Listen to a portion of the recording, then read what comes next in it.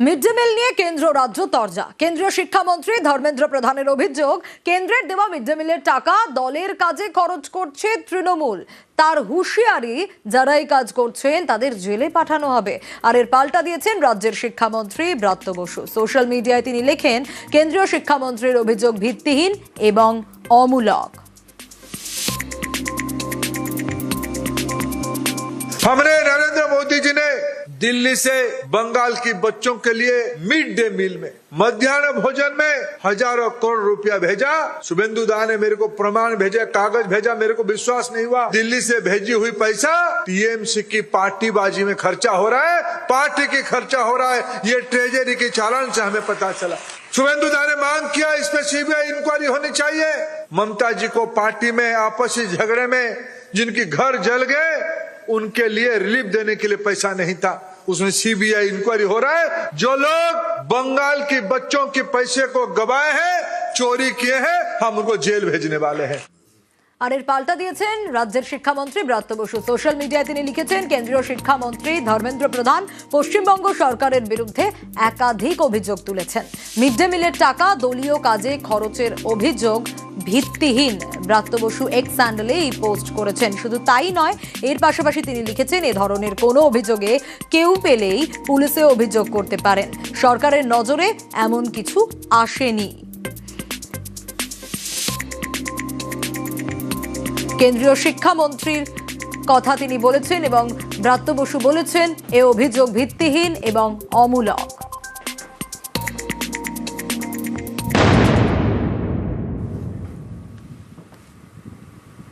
বিএলওর নৃশংসতা। কেন এই কথা বলছি, তার কারণ নিখোঁজ যুবককে খুঁজতে গিয়ে গ্রেপ্তার বিএলও। তাকে জেরা করে কি জানা গেল জানেন? খুন করেছেন বিএলও। শুক্রবার খাল এবং ডোবা থেকে উদ্ধার হয় নিখোঁজ যুবকের টুকরো টুকরো দেহ। চাঞ্চল্যকর ঘটনা বাদুড়িয়ায়।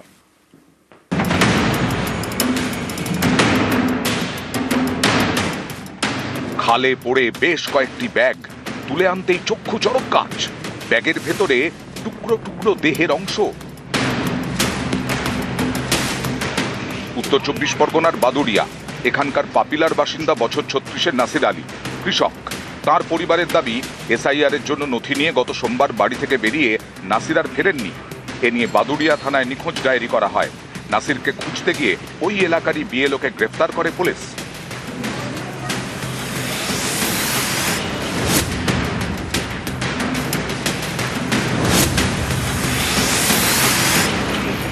নিখোঁজ ডায়েরি পেয়ে প্রথমে নাসিরের কল ডিটেলস বের করে পুলিশ।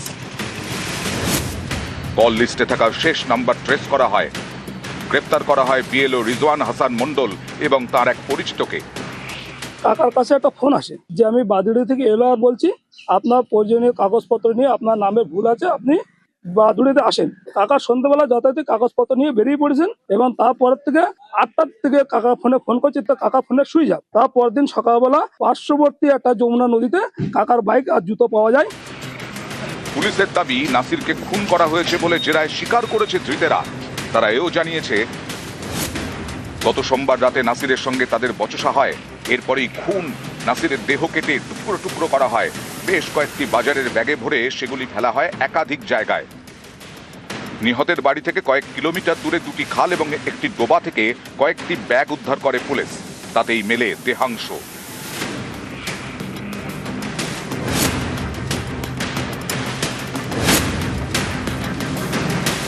ইনভেস্টিগেশনেও যেটা উঠে এসছে, এটা হচ্ছে এই রেজাউল হাসান মন্ডল, এনার সঙ্গে যিনি ডিজিজড আছেন, ওনার ওয়াইফের একটা সম্পর্ক ছিল, যেটা 1.5 বছর আগে জানাজানি হয়।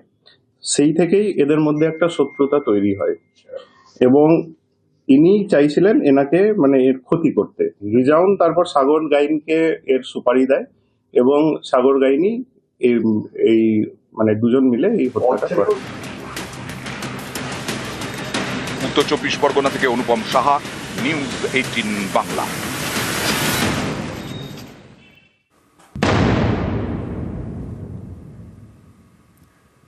একটা পঞ্চায়েত অফিস, সেখানে জনগণের জন্য কাজ হবে, সেটাই তো স্বাভাবিক। কিন্তু পঞ্চায়েত অফিসে নাকি দলীয় কার্যালয়। হ্যাঁ, এমনটাই অভিযোগ এগরার পঞ্চায়েত অফিসে। সেখানে বসে নাকি দলের কাজ করেন বিজেপির প্রধান। এগরার চাঞ্চল্যকর অভিযোগ, আর এরই প্রতিবাদে তৃণমূলের বিক্ষোভ। চলে একেবারে ধস্তাধস্তি, কিন্তু অভিযোগ মানতে নারাজ বিজেপি।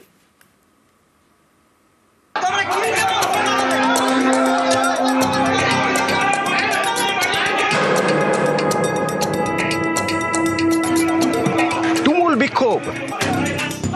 এ ছবি পূর্ব মেদিনীপুরের এগরা 2 নম্বর ব্লকের বিবেকানন্দ গ্রাম পঞ্চায়েতে, বিজেপি পরিচালিত। অভিযোগ, পঞ্চায়েত অফিসে বসেই দলের কাজ করেন বিজেপির প্রধান। এমনকি বিভিন্ন জায়গায় সরকারি প্রকল্পের যে কাজ চলছে সেই কাজের ডিসপ্লে বোর্ড ভেঙে দেওয়া হয়েছে। অভিযোগ, সেদিকে নজরই নেই পঞ্চায়েত প্রধানের। এই অভিযোগেই শনিবার পঞ্চায়েত অফিসে বিক্ষোভ দেখান তৃণমূল কর্মী সমর্থকরা। তখনই ধস্তাধস্তি। পশ্চিমবঙ্গ সরকারের আমাদের পাড়া আমাদের সমাধান প্রকল্পে যে সমস্ত কাজগুলো হচ্ছে, তার যে ব্যানারগুলো, ছোট ছোট ব্যানার বসানো হচ্ছে মমতা ব্যানার্জির, বিজেপির দালালরা, বিজেপির প্রধান তার নিজের নির্দেশেই আমার মনে হয় রাতের অন্ধকারে তুলে ফেলে দিচ্ছে। তার প্রতিবাদে আমরা এসেছিলাম। বিজেপির প্রধান নিজে ইচ্ছে করে ব্যানারগুলো লাগায়নি। সারা পশ্চিমবাংলায় যেখানে বিজেপি পরিচালিত গ্রাম পঞ্চায়েত রয়েছে সেখানেই তৃণমূল এই বদনাম শুরু করেছে। আসলে পায়ের তলায় মাটি নেই, যার ফলে তৃণমূল ছটপট করছে। কারা পার্টি অফিস বানিয়েছে? এই তৃণমূল পার্টি অফিস বানিয়েছে। এগরা থেকে পঙ্কজ দাশরথী, নিউজ 18 বাংলা।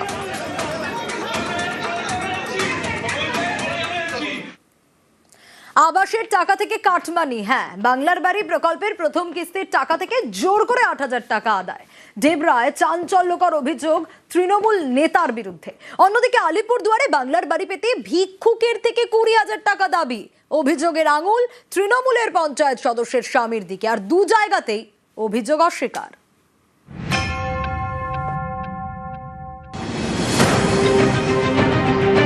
টিনের ছাউনি, ইটের দেওয়াল, এটাই ইলিয়াস খাঁর বাড়ি। পশ্চিম মেদিনীপুরের ডেবরার ইসলামপুরের বাসিন্দা ইলিয়াস সম্প্রতি তার ব্যাংক অ্যাকাউন্টে ঢোকে বাংলার বাড়ি প্রকল্পের প্রথম কিস্তি 60,000 টাকা। অভিযোগ, এরপরেই তার কাছে যান এলাকার তৃণমূল নেতা তথা স্থানীয় পঞ্চায়েত সদস্যের স্বামী সাইরুল ইসলাম। এও অভিযোগ, তাকে ভয় দেখিয়ে জোর করে 8,000 টাকা আদায় করেন। এরপরেই বিডিও দ্বারস্থ ইলিয়াস। আমাদের যে যে পঞ্চায়েত আছে, সে আমাদেরকে ঘরে এসে ধমকায় যে টাকা লিখে বলছে যে পার্টি ফান্ড করে হিসাব করেছে। প্রথম চাইছিল 10,000 টাকা, আমি প্রথমে 1,000 টাকা দিচ্ছি, তারপর 2,000 টাকা, তারপর দিচ্ছে 8,000 টাকা। ও বলছে কি টাকা দিতে হবে, আর ঘরের টাকাটা আমি ঢুকিয়েছি। তো আমি সেটা ভিডিও বসে কমপ্লেন করলো যে ইলিয়াস খান আমার নামে অভিযোগ করেছে, এবং ইলিয়াস খান কাছে আমার কোনো টাকা লেনদেন নেই। আমি যদি ওর কাছে টাকা নিয়ে থাকি তাহলে তো কিছু একটা ডকুমেন্টস থাকবে। ডকুমেন্ট যদি সে দেখাতে পারে তাহলে আইন যেটা কিংবা আমার দল যেটা বলবে আমি সেটা মেনে নেবো। আমার এতে কিছু যায় আসে না, কেন আমি তো সৎ লোক।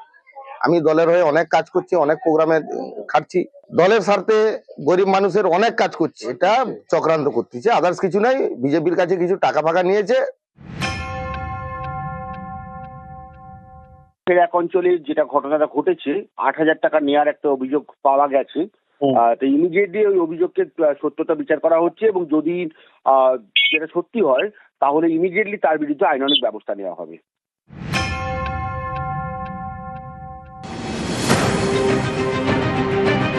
আলিপুরদুয়ার 2 নম্বর ব্লকের খাতোপাড়া, এখানকার বাসিন্দা শেফালি বর্মন ভিক্ষে করে পেট চালান। সম্প্রতি বাংলার বাড়ি প্রকল্পে আবেদন করেন। অভিযোগ, সেই বাড়ির জন্য 20,000 টাকা দাবি করেন তৃণমূল পঞ্চায়েত সদস্যের স্বামী তথা এলাকার তৃণমূল নেতা শিবু রায়। এ নিয়ে জেলা শাসকের কাছে অভিযোগ জানান শেফালি। পঞ্চায়েতে 20,000 টাকা চাইছে, আমি তো যখন পয়সা পাবো তখন করে কিছু করে দিব। ওই জন্য ঘর নাই, এখন ঘরের নাম নাই। কে টাকা চেয়েছে? পঞ্চায়েতে। কি নাম? শিবু। কোথায় বাড়ি? মহাখাল চৌপতি, খাতোপাড়া। ঘরের কাগজ দেওয়ার আগেই চাই। আবার আসে বলে কি আমাকে হাঁস খাওয়াইতে লাগবে, আমাকে মদ খাওয়াইতে লাগবে, আমাকে এই খাওয়াইতে লাগবে। আমার দাদা আমি দিব। কারা বলে? হ্যাঁ, পঞ্চায়েত বলে। আমার বাবার নাম আছে, নাম থাকার পরেও আমার বাবার কাগজপত্র সবকিছু নিয়ে গেল। নিয়ে যাওয়ার পরেও তাও আমার বাবাকে কিছু দিল না। গরিব মানুষ যদি না পায় তাহলে কে পাবে? আমার নামে অভিযোগ করছে না, এটা অসম্ভব। ও বুঝতে ভুল করছে। PWL হচ্ছে ওর ঘর, নাম আসছে ইতিমধ্যে এখনো দেয় নেই, এটা পাট্টা দেওয়ার কথা, ওইটা নিয়েই হয়তো মন ক্ষুণ্ণ হয়ে বসে আছে। তো উনি বলছে আপনি সরকারি ঘরের জন্যই 20,000 টাকা চাইছেন। না না, এটা অসম্ভব। পশ্চিম মেদিনীপুর থেকে দিগ্বিজয় মাহালি এবং আলিপুরদুয়ার থেকে রাজকুমার কর্মকার, নিউজ 18 বাংলা।